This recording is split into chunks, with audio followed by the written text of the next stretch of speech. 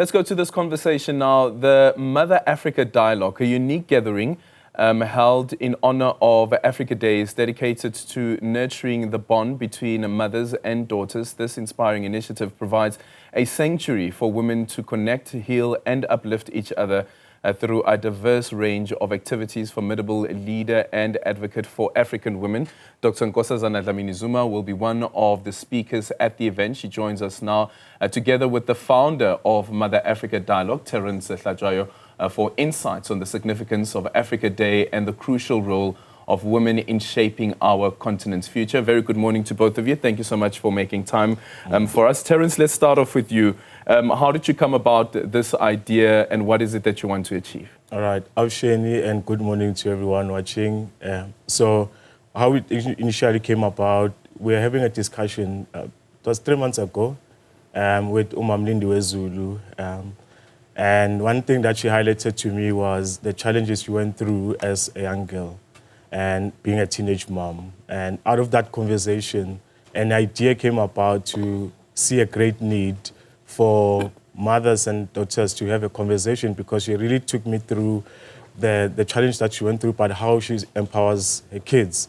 And in extension to that, it then influenced the idea to build that kind of a platform, because I come from a matriarchal background, and by general, I'm a man that loves women, you know, and respects them that much. So it made sense to then say, let's create this kind of a platform. And like I did share, I come from a very big family. I have 7 sisters before me, and I would see the interaction between themselves and my mom. So that actually gave birth to this idea, but along with the other women that protect me on a daily basis. Yeah. Sure. Dr. Dlamini Zuma, when the invitation came, what went through your mind, and what is it that we can expect that you will be bringing to this dialogue? Well, first of all, I think conversations, communication is very important within the family, within community, and in the nation at large. So a conversation, intergenerational conversations are also very important, because for me, a conversation is not one way. When you have a conversation with whoever, you learn from them, they learn from you. So I think anything that brings people together to discuss is very important. Yeah. And Terrence, to what extent do you think this particular dialogue will be able to influence the conversations that happen then in different spaces, whether we speak about the legislative space or we speak even about the corporate space, or sometimes even with civil society, about the voices of women and their contribution to building our society?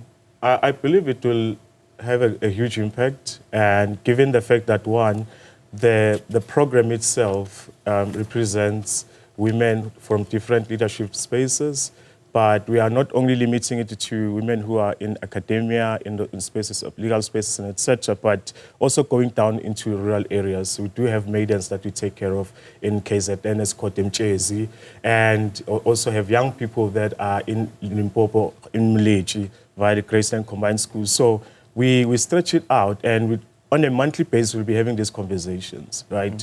I could even tap into the program that we'll be having in September at Sipikantswana farm, where we are going to have a multi-generational dialogue.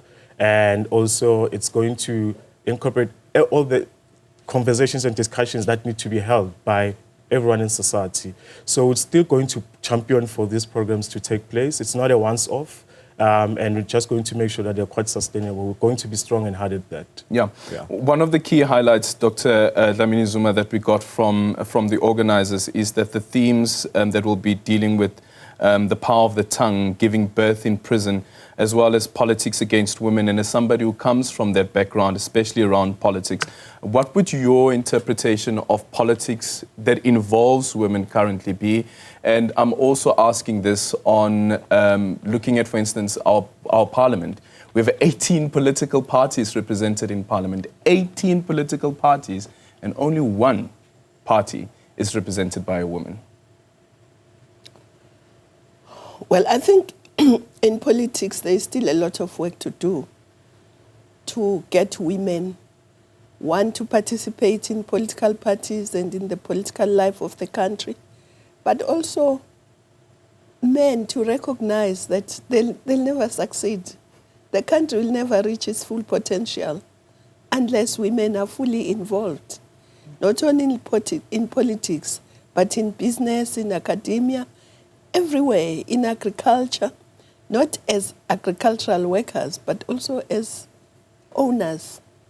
So it's important to understand that first, women in the family, they are the anchor of the family. They make sure that everybody is okay. There is no woman who eats first and finishes the food when people haven't eaten. So women always take care. And it's important for them to be involved in politics especially, because politics determine the laws of the country, the rights that people have, the economy of the country. So if you leave women who are more than 50% of the population, it means we are playing a tough with half a squad. Yeah. I mean, who can win if you put, doesn't matter how good the team is, if it plays with half its players and the other team is playing with its full team, it's going to lose. Yeah, we're actually playing visuals now from that meeting that President Cyril Ramaphosa had with Donald Trump. And interesting, if you look at the makeup of the delegation that was there. With the South African delegation, there were at least two women. It was the minister in the presidency, Khumbudzo Ntshavheni, as well as Zingiswa Losi, who's the president of COSATU. I wonder what your view is around when the president said to Zingiswa Losi what her contribution is to that discussion that was on the table at the time, how she was able to articulate the challenges that are faced by women, not necessarily black or white women, but women in general in the country when it comes to crime. Well, I don't want to speak for her, but she, as a woman who is in touch with women in the grassroots, women workers, she would be able to articulate the problems that women face, not only in South Africa, but generally, because the thing about equality is not a South African problem. Almost every country, there are very few countries where there is real equality. But let me say to you that I was very happy when the president of Namibia, who is a woman, also appointed the majority of the cabinet is women. It represents the population, because the majority of people in the population are women. But it also brings a different take to government. Because women multitask, for instance. A woman will be cooking, ironing, looking after children at the same time when the man is reading his newspaper. So I think women play a critical role. And they don't need to be only in government, but as I say, everywhere. In academia, we need more women. If a young girl comes to the university and wants to be a physicist, and all the lecturers are men, all the professors are men, she might even think, am I in the wrong place? And not have a role model to look up to. But if she comes and she finds that, there are women professors, there are women lecturers, there are sometimes even the VCs, the women, she'll feel encouraged and see I'm in the right place. So even young people need to have role models who are women to see that this can be done. Yeah, a question to both of you. I'm going to start off with Dr. Nkosazana Dlamini Zuma, then I'm going to come back to you. during that press briefing with the president as well as Donald Trump, the accusation of a white genocide came to the fore, which we have been trying to debunk. But for me, at the center of that accusation, as we speak about Africa Day, is an accusation that says that black people are committing genocide against white Afrikaners in this country. Essentially, that's the accusation that is being made. As an African, how do you respond to this allegation that is being made and leveled against black people in this country? Well, I don't even think it's a level of ignorance. I think it's misinformation, deliberate misinformation. There is no genocide in South Africa to start with. There is crime. And the crime, if you look at the crime statistics, it's the black people who die more every time the statistics is given. There is no time where you can say in this quarter more white people died than black people. It's not like that. So it's, for me, I just get perplexed when people say things that are so obviously untrue. Yes, there are people, white people maybe, who get murdered on a farm. Even that is not like every day. It's something that happens which we don't like. Nobody should die in the hands of somebody else. But there is no white genocide, full stop.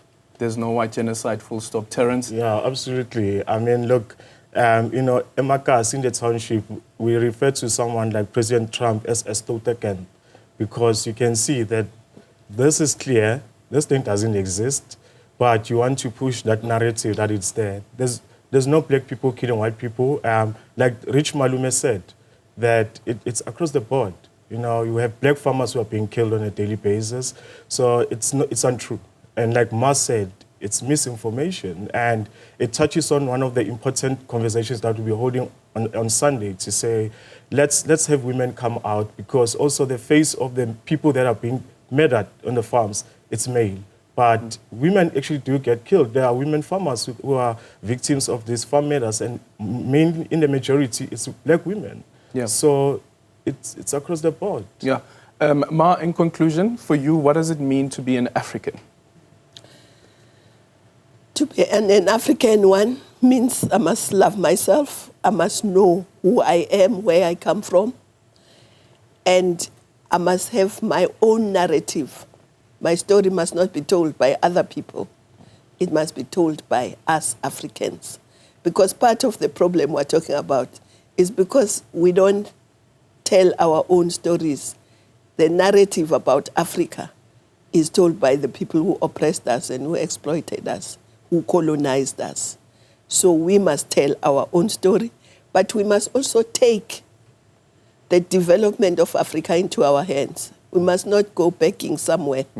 We have enough in Africa to develop, to reverse the African paradox of a rich Africa and poor Africans.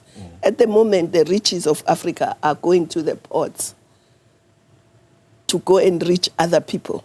They must stay here, we must beneficiate, we must process, and we must manufacture and sell finished goods and have prosperous Africans and not a rich Africa with poor Africans. Yeah, and also telling a good story about the country and some of the wealth coming out of the country as well. But Terrence, in conclusion, where can people get more details around the Mother Africa Dialogues program, and if they want to participate as well? So they can go on the Constitution Hill page. There's the poster there with the details on how to RSVP. It's going to be quite a great program. It starts at 8 in the morning, right into the late into the day, around 5. And we also have a special message from Mampumzile Mlambonguka, Mambalega Mbete, and Mamlindu Zulu.